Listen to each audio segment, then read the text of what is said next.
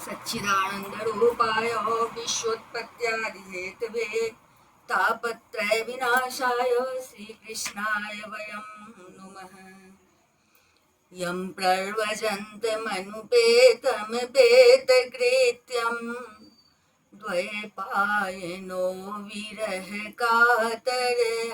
जुहाव पुत्रेदि तन्मयतया तर्वो विनेदोस्तं सर्वभूतहृदयं मुनिमानतोऽस्मि। निगमकल्पतरोर्गलितं फलं शुकमुखादिमितद्रवसंयुतं पिबत भागवतं रसमालयं मुहुरहो रसिका भुवि भावुका। ओम नमो भगवते वासुदेवाय। ओम श्री परमात्मने नमः। इस YouTube चैनल पे सभी भक्तगणों का हार्दिक स्वागत है, हार्दिक अभिनंदन है। श्रीमद्भागवत महापुराण के नवम स्कंध में नवमोध्याय, जिसमें कि भगीरथ चरित्र और गंगा अवतरण का वर्णन किया गया है। श्री शुकवाच अंशुमांश्च तपस्तेपे गंगानयन काम्यया कालं महान्तं नाशक्नोत् ततः कालेन संस्थितः। श्री सुखदेव जी कहते हैं, परीक्षित, अंशुमान ने गंगा जी को लाने की कामना से बहुत वर्षों तक घोर तपस्या की, परंतु उन्हें सफलता नहीं मिली।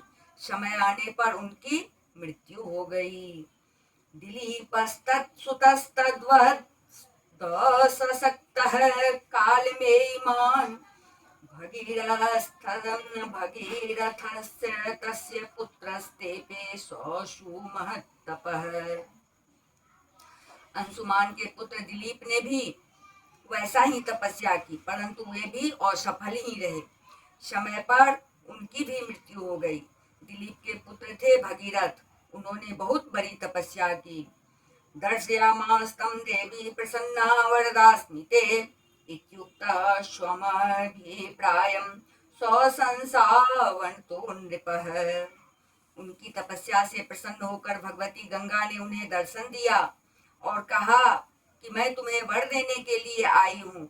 उनके ऐसा कहने पर राजा भगीरथ ने बड़ी नम्रता से अपना अभिप्राय प्रकट किया और आप मर्त्यलोक में चलिए। कोऽपि धारित्वा वेगं पतन्त्या मे महीतले अन्यथा भूतलं वित्वा नृपयास्ये रसातलम्। गंगा जी ने कहा, जिस समय मैं स्वर्ग से पृथ्वी तल पर गिरूं, उस समय मेरे वेग को कोई धारण करने वाला होना चाहिए। भगीरथ, ऐसा न होने पर मैं पृथ्वी को फोड़कर रसातल में चली जाऊंगी। किंचाहं न भुवं यास्ये नरा मय्या मृजन्यत्यघं मृजामि तदघं कुत्र राजस्तत्र विचिन्त्यताम्। इसके अतिरिक्त इस कारण से भी मैं पृथ्वी पर नहीं जाऊंगी कि लोग मुझ में अपने पाप धोएंगे, फिर उस पाप को कहाँ धोऊंगी। भगीरथ, इस विषय में तुम स्वयं विचार कर लो। भगीरथ वाच साधवो न्यासिनः शान्ता ब्रह्मिष्ठा लोकपावना हरन्त्यघं ते अंगसंगात् ते स्वास्ते घभिद्धरिः।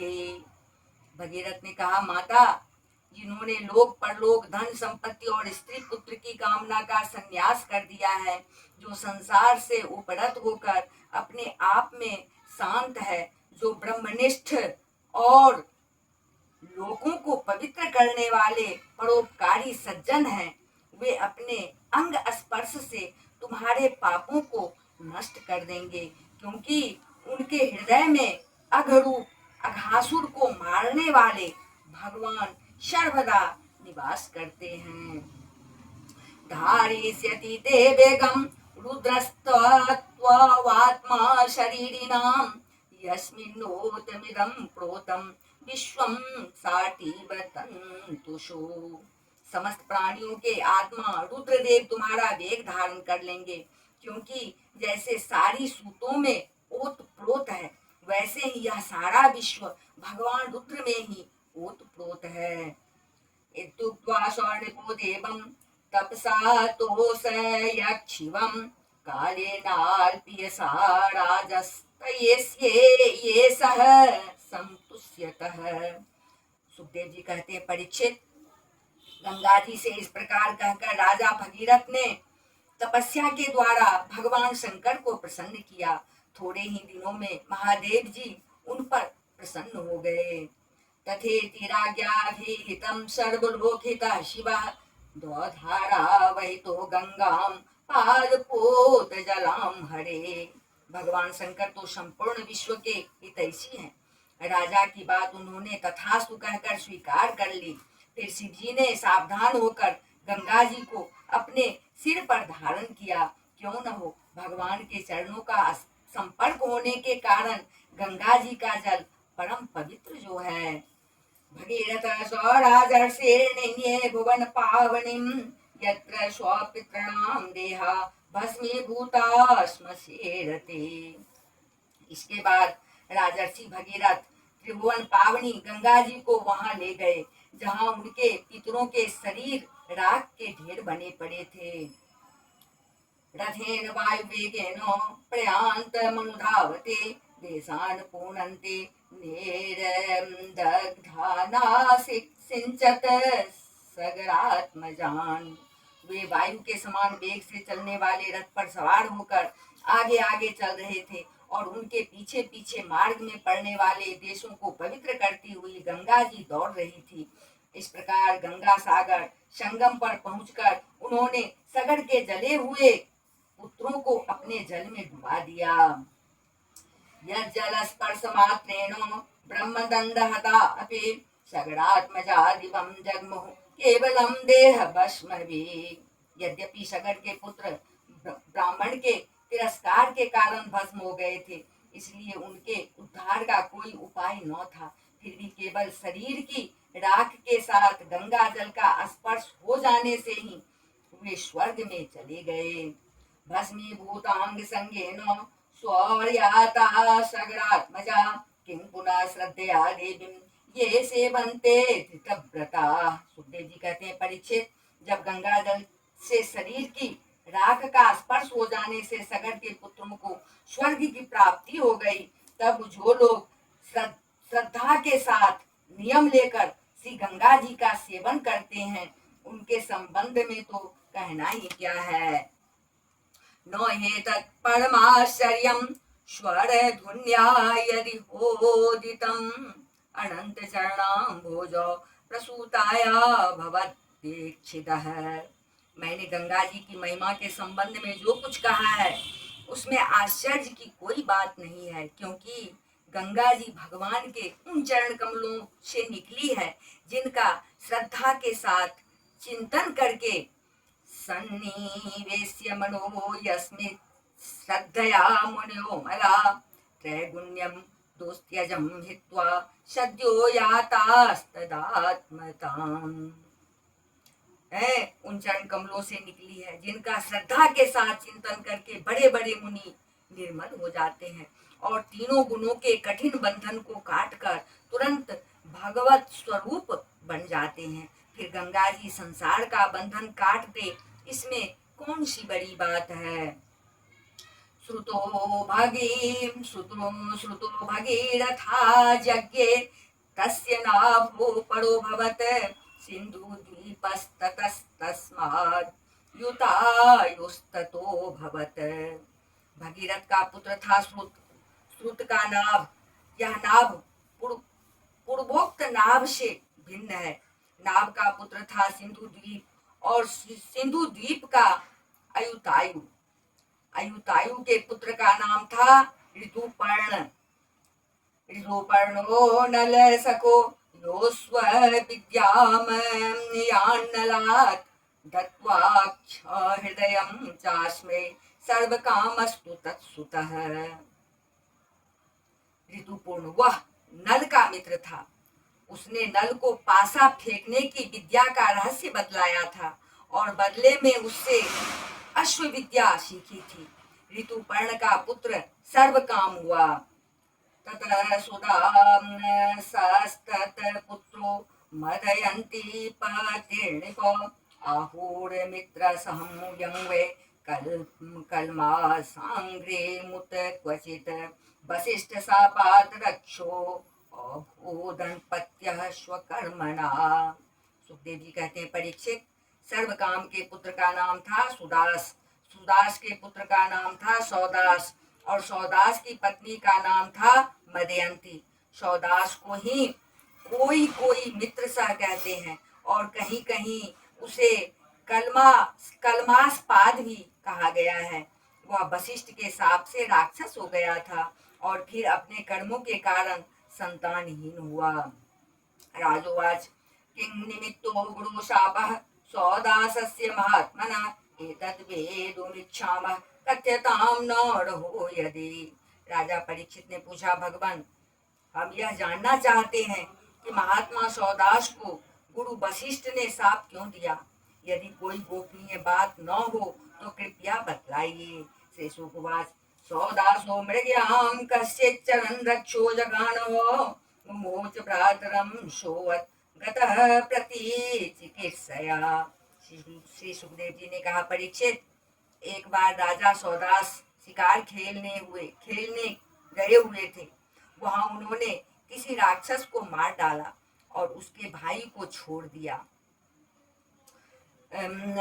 सचिन्तया नघं राज्ञः शूदरूपधरो गृहे गुरुवे भोक्तु कामाय पक्वा निन्ये नरामिषम्। उसने राजा के इस काम को अन्याय समझा और उनसे भाई की मृत्यु का बदला लेने के लिए वह रसोइये का रूप धारण करके उनके घर गया। जब एक दिन भोजन करने के लिए गुरु वशिष्ठ जी राजा के यहाँ आए, तब उसने मनुष्य का मांस रांध कर उन्हें परस दिया। परिवेच्यमाणं भगवान विलोक्या भक्ष्य मंजसा राजान्मस्पत् क्रुद्धो रक्षो एवं भविष्यसि। जब सर्वसमर्थ वशिष्ठ जी ने देखा कि परोसी जाने वाली वस्तु तो नितांत अभक्ष्य है, तब उन्होंने क्रोधित होकर राजा को शाप दिया कि जा, इस काम से तू राक्षस हो जाएगा। रक्षाकृतं तद विदित्वा चक्रे 12 वार्षिकं सोप्य पोंजलिनादाय गुरुं सप्तुं समुद्यतः। जब उन्हें यह बात मालूम हुई कि यह काम तो राक्षस का है, राजा का नहीं, तब उन्होंने उस सांप को केवल 12 वर्ष के लिए कर दिया।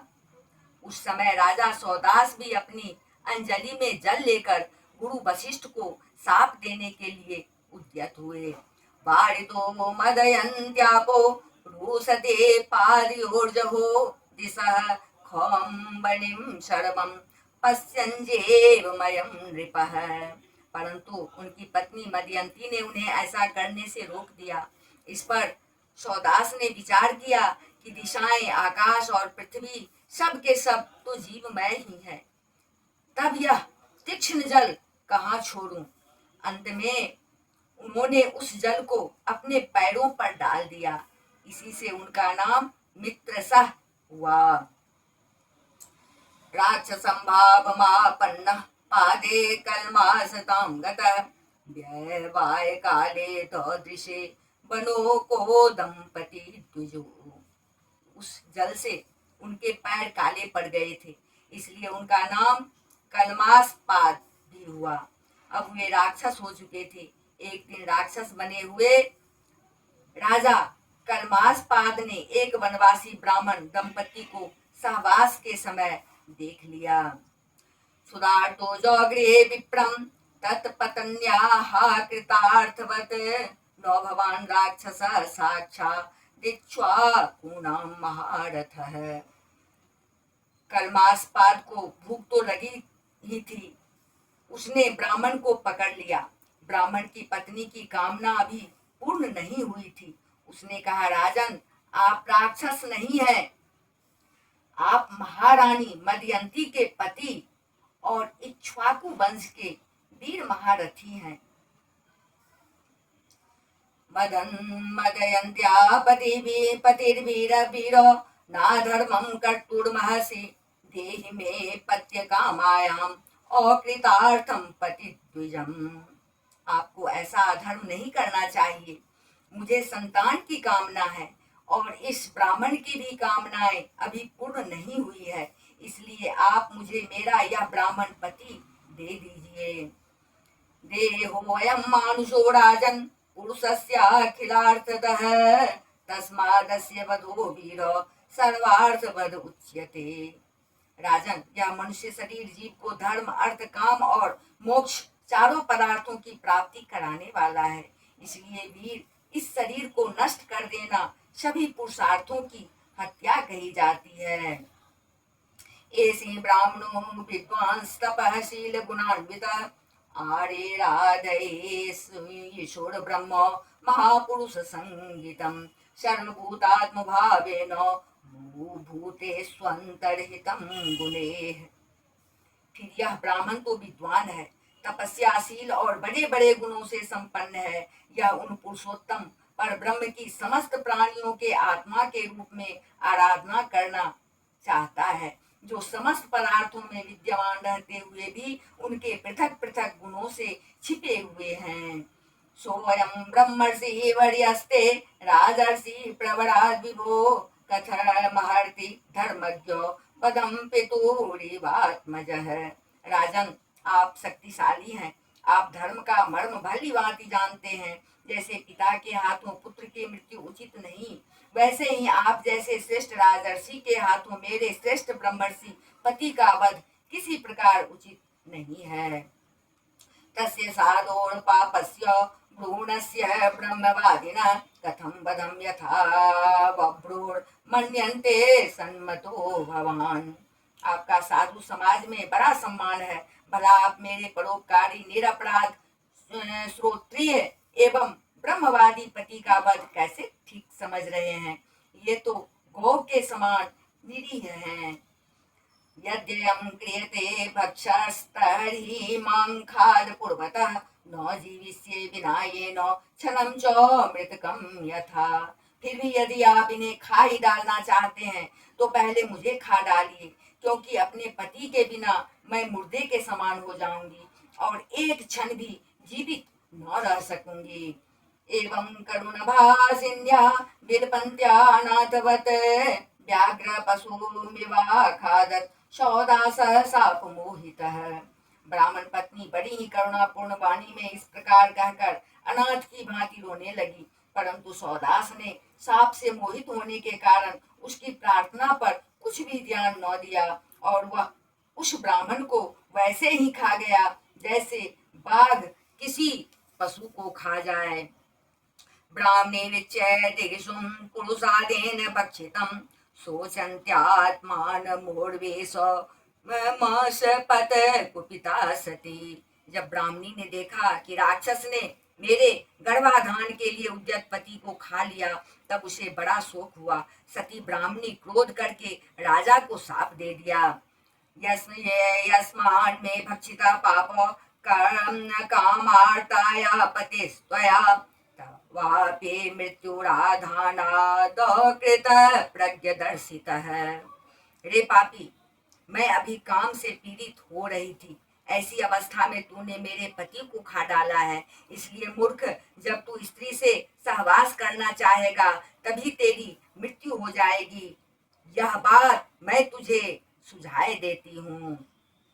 एवं पुत्रसं सत्वा पति लोक परायणा ततस्तेने समिद्धे गृहो प्रास्य भर्तुर्गतिं गता। इस प्रकार मित्रसह को शाप देकर ब्राह्मणी अपने पति की अस्थियों को धधकती हुई चिता में डालकर स्वयं भी सती हो गई और उसने वही गति प्राप्त की जो उसके पति देव को मिली थी। क्यों न हो, वह अपने पति को छोड़कर और किसी लोक में जाना भी तो नहीं चाहती थी। विशापो द्वादशाब्दान्ते मैथुनाय समुद्यतः विज्ञाय ब्राह्मणी शापम महिष्यासो निवारितः। 12 वर्ष बीतने पर राजा सौदास साप से मुक्त हो गए। जब वे सहवास के लिए अपनी पत्नी के पास गए तब उसने इन्हें रोक दिया, क्योंकि उसे उस ब्राह्मणी के साप का पता था।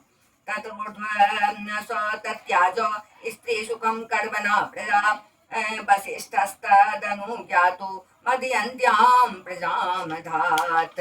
इसके बाद उन्होंने स्त्री सुख का बिल्कुल परित्याग ही कर दिया। इस प्रकार अपने कर्म के फलस्वरूप वे संतानहीन हो गए। तब वशिष्ठ जी ने उनके कहने से मदयंती को गर्भाधान कराया।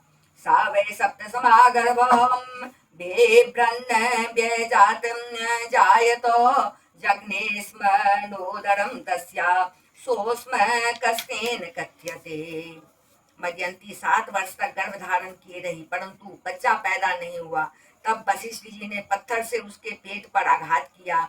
इससे जो बालक हुआ वह अस्म, पत्थर की चोट से पैदा होने के कारण अस्मक कहलाया। अस्मकान मूल को यज्ञे यह स्त्री भी परिरक्षित नारी कवच इत्युक्तो निक्षत्रे मूलको भवत। अस्मक के मूलक का अस्मक से मूलक का जन्म हुआ। जब परशुराम जी पृथ्वी को छत्रहीन कर रहे थे तब स्त्रियों ने उसे छिपा कर रख लिया था। इसी से उसका एक नाम नारी कवच भी हुआ।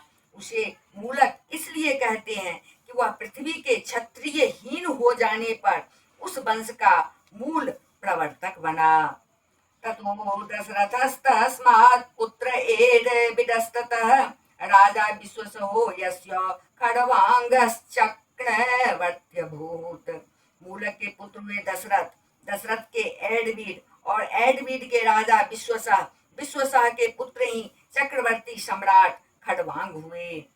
यो देवेरर्थितो दैत्यान्नवधेत युधे दुर्जय मुहूर्तमां योग्यार्तवेत्य स्वपुरं संदधे मनः। युद्ध में उन्हें कोई जीत नहीं सकता था। उन्होंने देवताओं की प्रार्थना से दैत्यों का वध किया था। जब उन्हें देवताओं से यह मालूम हुआ कि अब मेरी आयु केवल 2 ही घड़ी बाकी है, तब वे अपनी राजधानी लौट आए और अपने मन को उन्होंने भगवान में लगा दिया। नो मे ब्रह्म कुलात् प्राणा कुलदैवान्न चात्मजा न श्रियो न मही राज्यम न दाराश्चाति वल्लभा।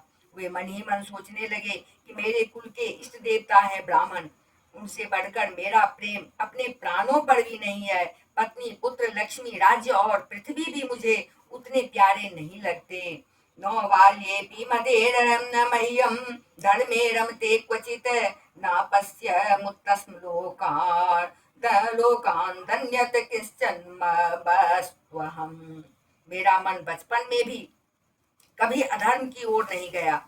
मैंने पवित्र कीर्ति भगवान के अतिरिक्त और कोई भी वस्तु कहीं नहीं देखी। देवे काम्बरो दत्तो मह्यं त्रिभुवनेश्वरे न वृणे तमहं कामं भूत भावन भावनः। तीनों लोकों के स्वामी देवताओं ने मुझे मुंह मांगा वर देने को कहा, परंतु मैंने उन भोगों की लालसा बिल्कुल नहीं की, क्योंकि समस्त प्राणियों के जीवनदाता श्री हरि की भावना में ही मैं मग्न रहता हूँ। ये विचित्तेन्द्रियो देवास्ते स्वहृदे स्थितं न विरन्ति प्रियं सस्वदात्मानं किमुतापरे। जिन देवताओं की इंद्रियां और मन विषयों में भटक रहे हैं, वे सत्व गुण प्रधान होने पर भी अपने हृदय में विराजमान सदा सर्वदा प्रियतम के रूप में रहने वाले अपने आत्मस्वरूप भगवान को नहीं जानते। फिर भला जो रजोगुणी और तमोगुणी है वे तो जान ही कैसे सकते हैं। अथेस माया रचिते सुसंगम गुणेषु गंधर्वपुरोपमेषु रूढं प्रकृत्यात्मनि विश्वकर्तुर्भावेन हेत्वा तमहं प्रपद्ये। इसलिए अब इन विषयों में मैं नहीं रमता, ये तो माया के खेल हैं। आकाश में झूठ मूठ प्रतीत होने वाले गंधर्व नगरों से बढ़कर इनकी सत्ता नहीं है। ये तो अज्ञान बस चित्त पर चढ़ गए थे। संसार के सच्चे रचयिता भगवान की भावना में लीन होकर मैं विषयों को छोड़ रहा हूँ और केवल उन्हीं की शरण ले रहा हूँ। इति व्यवसितो बुद्ध्या नारायण गृहीतया हित्वान्यभावमज्ञानम् ततः स्वं भावमाश्रितः। सुखदेव जी कहते हैं, परीक्षित, भगवान ने राजा खड़वान की बुद्धि को पहले से ही अपनी ओर आकर्षित कर रखा था। इसी से वे अंत समय में ऐसा निश्चय कर सके। अब उन्होंने शरीर आदि अनात्म पदार्थों में जो अज्ञान मूलक आत्म भाव था उसका परित्याग कर दिया और अपने वास्तविक आत्म स्वरूप में स्थित हो गए। यत् तद ब्रह्म परम सूक्ष्म शून्यम शून्य कल्पितम भगवान वासुदेवेति यम गृह्णन्ति हि सत्वताः। वह सत्व रूप साक्षात पर ब्रह्म है। वह सूक्ष्म से भी सूक्ष्म शून्य के समान ही है, परंतु वह शून्य नहीं परम सत्य है। भक्तजन उसी वस्तु को भगवान वासुदेव इस नाम से वर्णन करते हैं। इति श्रीमद्भागवते महापुराणे पारमहंस्यां संहितायां नवम स्कंधे सूर्यवंशानुवर्णने नवमोऽध्याय। बोल वृंदावन बिहारी लाल की जय, राजा रामचंद्र की जय, अम्बा जनक नंदनी की जय, भास्कर भगवान की जय, बजरंगबली की जय, उमापति महादेव की जय, श्रीमद् भागवत महापुराण की जय। बोलिए सब संतन की जय। जय जय श्री राधे।